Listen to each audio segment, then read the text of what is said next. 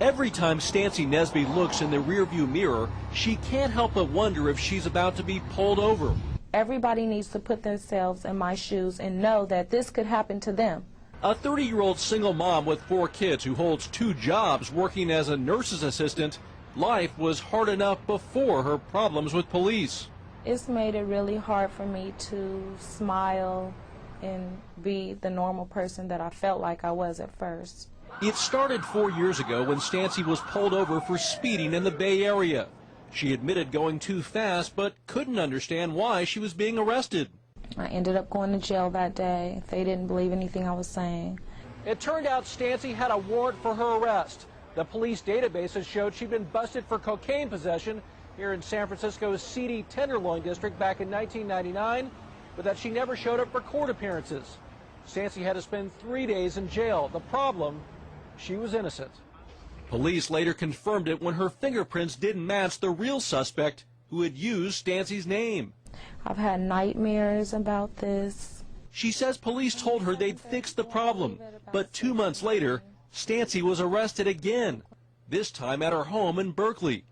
Once again, she says when the officers discovered the error, they told her they'd help her clear her name. But 3 months later, Stancy was arrested again in yet another jurisdiction. And it didn't end there. From 2002 to 2004, Stancy was arrested or detained 7 times by 5 police departments. In one instance, hauled off right in front of her children. The kids were crying, and basically they ended up, throwing me on the ground and sticking their knees in my back. Every time, she says authorities promised to fix the problem, but didn't. Maybe it's because I'm not a rich person that they feel like I'm nobody. But I am somebody and I have feelings, and I don't think that they should ruin people's lives like this. Stancy filed this lawsuit against San Francisco, claiming false imprisonment and emotional distress after failing to remove her arrest warrant from state databases. Her attorney says the case is clear-cut. You think you've seen so many cases that you're jaded to what you're going to see, but this one still hits you at a very kind of visceral level. You just look at it, you say, this is not right.